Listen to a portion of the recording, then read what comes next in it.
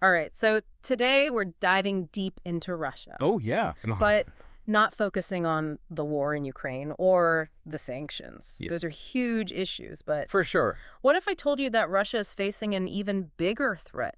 Hmm. I'm intrigued. Tell me more. Okay, so it's slower burning. Okay. It's their shrinking population. That's really interesting. Yeah, it's a fascinating topic. We Yeah. get caught up in, Yeah, all it's the airline stuff. exactly the headline-grabbing conflicts. But Yeah. sometimes these internal things, like a demographic crisis, Yeah. have a more dramatic long-term impact. Yeah, they can be a slow burn, but Totally. really change a country's trajectory. Exactly. Yeah. And that's what we're going to be looking at today. Great. This is based on a video that you shared Yes. that really lays out the scale of this. It's a good one. Yeah, and it's honestly pretty mind-blowing stuff. Absolutely. And I think by the end of this, you'll see why it's being called Russia's ticking time bomb. Yeah, it's pretty scary. So are you ready to unpack all of this? I'm ready. Let's do it. Okay, great. So let's start with just the numbers, because they really paint a stark picture. Okay. Russia is currently the 9th most populous country in the world. Wow, ninth. Yeah, Right, but right. get this, by 2050, Oh, they are projected to drop to 17th. really? Yeah, That's a huge drop. huge drop. Wow. Millions fewer people. That's a lot of people. Does that even seem possible? It sounds hard to believe. Right. But the projections are based on some pretty concerning trends. Yeah, I think to understand this, you really have to consider Russia's landmass. it's huge. They have a population density of just 23 people per square mile. That's crazy. Yeah, compare that to the U.S. at 96. Or a densely populated country like China with 393. Wow. And you start to see how sparsely populated Russia really is. Yeah, that really puts it into perspective for sure. So it's not just that they're losing people, it's that Mhm. they're spread out across this massive territory. Exactly. Yeah, huge country. But what's driving this population decline? Right. Is it just a low birth rate, or is there more to it? So there are three key factors, Okay, and they're all interconnected. got it. Natural loss, shifting migration patterns, and something called brain drain. Okay, let's break this down one by one. Right. What exactly do we mean by natural loss? So natural loss is the difference between births and deaths. Okay, In Russia's case, it's a combo of high mortality rates, especially among men, okay, and a low birth rate. okay. And healthcare is a huge part of this. Really, that healthcare system isn't up to par? Well, Russia spends only about 7.6% of its GDP on healthcare, Hmm, which is significantly lower than most developed nations. okay. This has a direct impact on life expectancy and infant mortality rates. That makes sense. Combine that with issues like alcoholism and accidents, Yeah. and you can see why the death rate is high. Right, so more people are dying than being born? Right. But then on top of that, you have this migration piece of the puzzle. What's Okay. happening there? So historically, Russia actually benefited from immigration, Oh, wow. particularly from Central Asian countries. This helped offset the natural population decline. Wow, so it's really flipped. Yeah. But recently, there's been a reversal of this trend. What caused that shift? I think several factors contributed to this. Okay. Falling oil prices have impacted the Russian economy, Makes sense. making it less attractive to potential migrants. Yeah, Then there are the international sanctions imposed on Russia, right. which have created economic instability and limited opportunities. Yeah. On top of that, you have regional conflicts, Mm-hmm. and of course the war in Ukraine, Right. all of which make Russia a less appealing destination For sure. for people seeking a better life. So you mentioned brain drain earlier. Yeah. What does that refer to, and how does that fit into this whole picture? So brain drain is the emigration of highly skilled professionals, Got it. especially those in fields like technology and science. Okay. This is a big concern for Russia because it's a loss of human capital, Yeah. the people who drive innovation and economic growth. That makes sense. Yeah. So it's not just about the number of people leaving. Right. It's about who's leaving Right. and the skills they're taking with them. Absolutely. Are there any numbers that illustrate how serious this brain drain is? The video highlights some alarming figures. Okay. In 2022 alone, 23% of programmers Wow. and 10% of IT specialists left Russia. Gosh, that's a lot. Yeah. So that's a shrinking population. Yeah. High mortality rates, Yeah. low birth rates, and a steady outflow of people, Right. including these highly skilled professionals. Yeah, it's pretty bad. But I have to ask, why should I care? That's a good question. Like, as someone who doesn't live in Russia, why should I care about this? Right. What are the broader consequences? Both for Russia and for potentially the world. Well, the implications are vast, Okay. multifaceted. We'll dive into those in more detail in the next part of our deep dive. All right, sounds good. Picking up where we left off, Russia's shrinking population has some ripple effects. Oh, Yeah, so these ripple effects are going to impact okay. everything from their economy to their global standing. Right. So let's dive into those ripple effects. Okay. What are the most immediate and pressing consequences of this decline? Economically, a smaller workforce Okay. puts a strain on the whole system. Yeah. Fewer people contributing means less tax revenue, Right. less innovation, and slower growth. Okay. At the same time, you have a growing elderly population Right. that requires more health care and social services. Well, less money coming in and more money going out. Exactly. That doesn't sound very sustainable. It's not. Yeah. It's a recipe for economic stagnation. Right. And it can lead to some tough choices Yeah. about where to allocate resources. I- Do you invest in infrastructure, education, healthcare? Yeah. With a shrinking workforce and an aging population, Yeah. those decisions become even more difficult. Right. Okay. So we often hear about Russia's ambitions to be a major player on the world stage, Yeah. a global superpower. Right. How does this demographic crisis impact that goal? Well, a nation's population is a key factor in its global influence. For sure. A shrinking population Yeah. means a smaller military, weaker economy, Right. less leverage in international affairs. Got it. It's hard to project power when your own internal foundation is weakening. Yeah. It's really interesting Yeah. how this internal demographic challenge Right. could undermine them more Yeah. than any kind of external pressure. That's true. We often focus on those geopolitical rivalries, We do. but sometimes the biggest threat comes from within. Exactly. We touched on this earlier, but I'd love to dig deeper into the social and geopolitical consequences. You mentioned certain groups within Russia are shrinking faster than others. Can you elaborate on that? So the decline isn't uniform across all demographics. I see. Orthodox, Christian, and Slavic communities, Yeah, which have historically formed the core of Russia's identity, right. are experiencing the steepest declines. Okay. At the same time, the Muslim population is growing. Okay, so what kind of impact could that have on Russian society? Well, some experts predict that Russia's Muslim population Yeah. could become the majority by 2030. Wow. This raises concerns about potential social tensions, Mm, ethnic unrest, right. or even the possibility of Russia fragmenting along ethnic lines. That sounds like a worst-case scenario, It is a worst-case scenario. like a balkanization of Russia. Exactly. Yeah. It highlights the importance of fostering social cohesion Right. and addressing the underlying economic and social disparities Okay. that can contribute to these tensions. You also mentioned China's growing influence. In Russia's sparsely populated eastern territories, Right. can you explain that? Russia's Far East is incredibly resource-rich, Okay. but sparsely populated China, Huh? with its burgeoning economy and massive population, Right. has been investing heavily in that region. So this demographic crisis could make them more vulnerable Yeah, to these external pressures from countries like China. it absolutely could. Wow. Okay, so shrinking population, Right. strained economy, social tensions, geopolitical vulnerability. A lot. What is Putin doing to address this crisis? Putin is aware of the problem. Okay. He's implemented some policies Okay, aimed at boosting the birth rate got it. and encouraging families to have more children. What kind of policies were we talking about here? So in a move that harkens back to the Soviet era, Okay. Putin has revived the Mother Heroine Award, Interesting. which grants a substantial financial reward Okay. to women who have 10 or more children. Wow, 10 or more. Yeah. That's a lot of kids.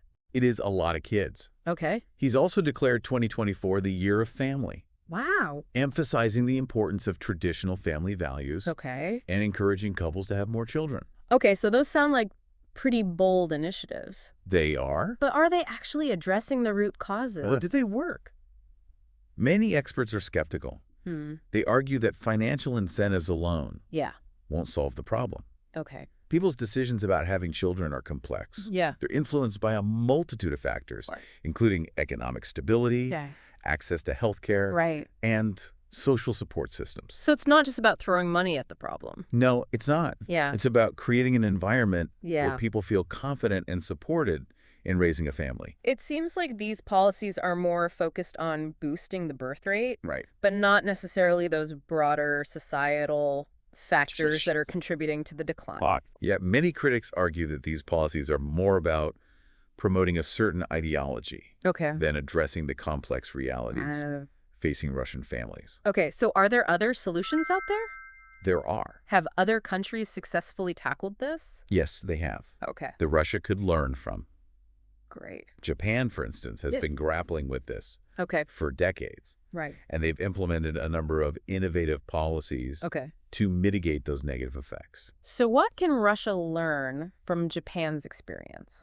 Well, Japan has invested heavily in making childcare more affordable Okay, and accessible, right. recognizing that the high cost is often a major deterrent Yeah, for couples considering having more children. for sure. They've also introduced policies to reduce education costs, Okay. improve housing options, Mm-hmm. and encourage greater workforce participation Okay. among older citizens. So it's a multi-pronged approach Yes. that addresses both ends of the demographic spectrum, supporting families with young children and encouraging older people to stay active. Exactly. Yeah. Do you think these kinds of strategies could be effective in Russia?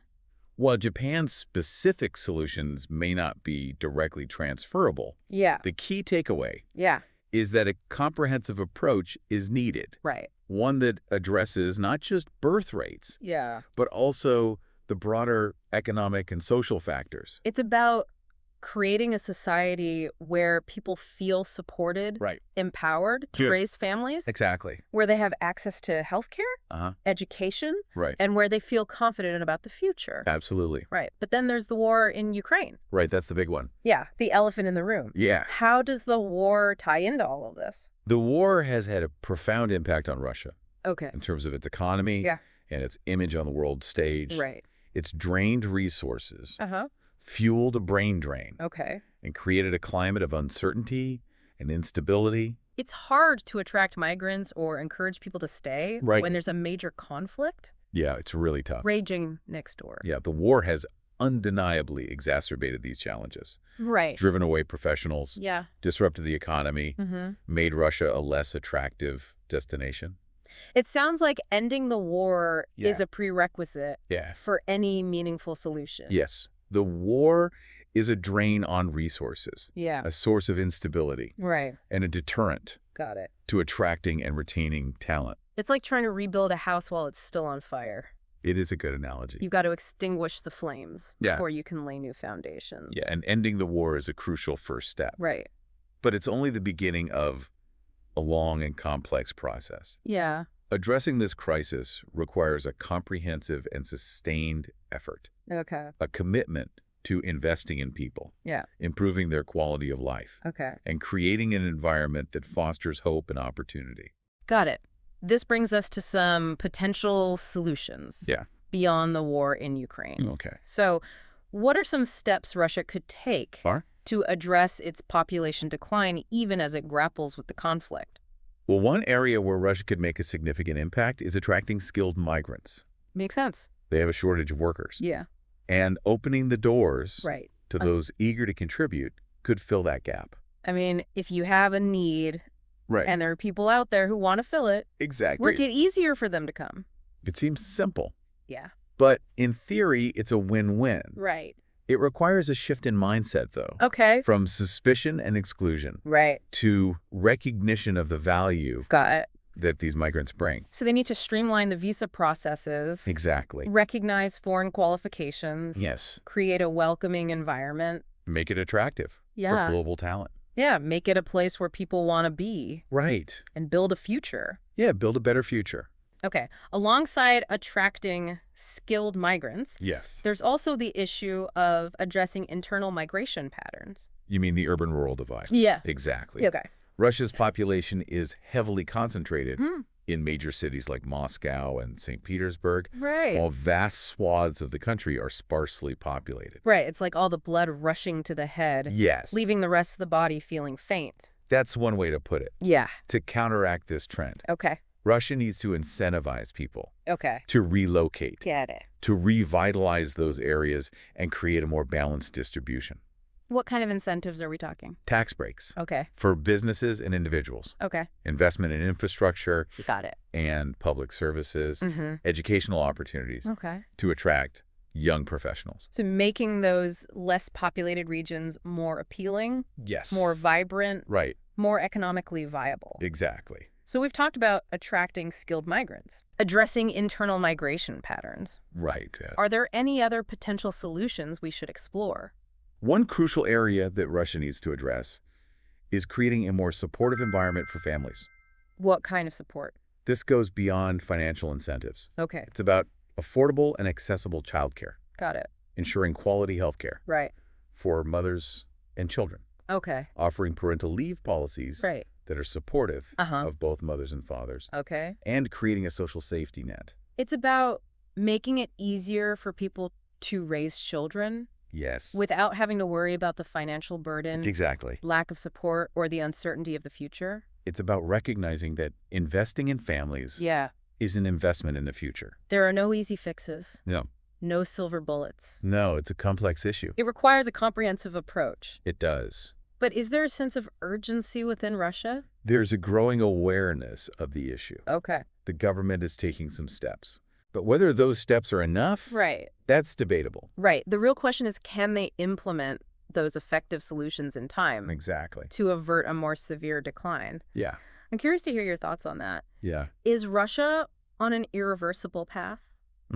Or is there still time to turn things around?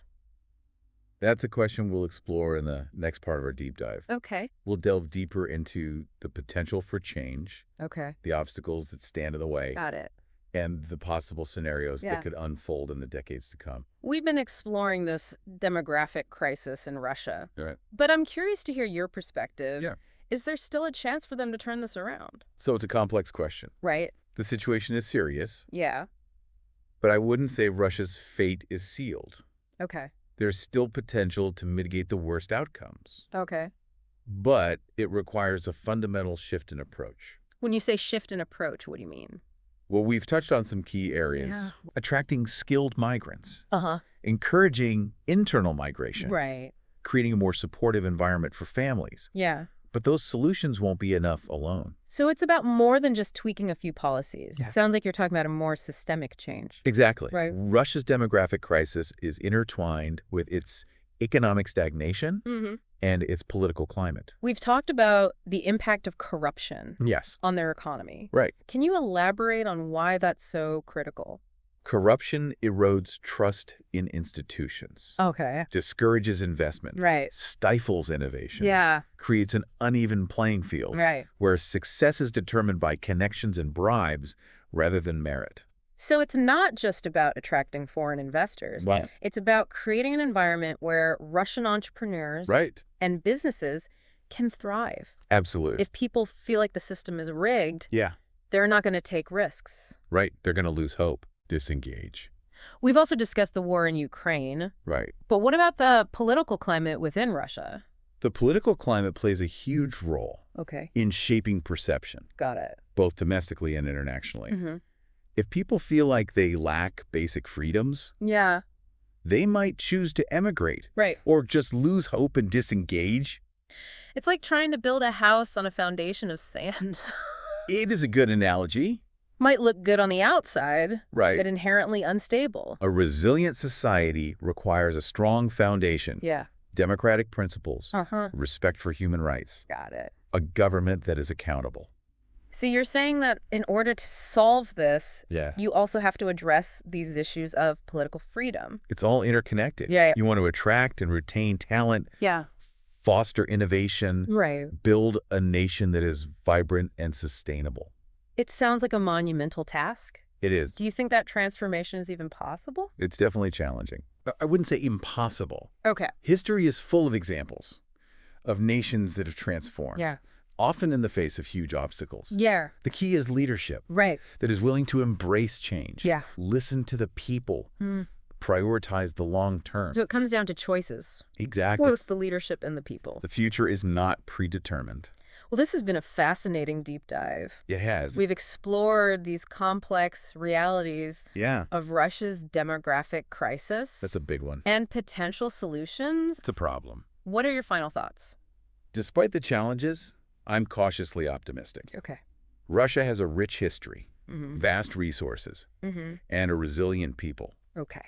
The path ahead requires difficult choices. Yeah.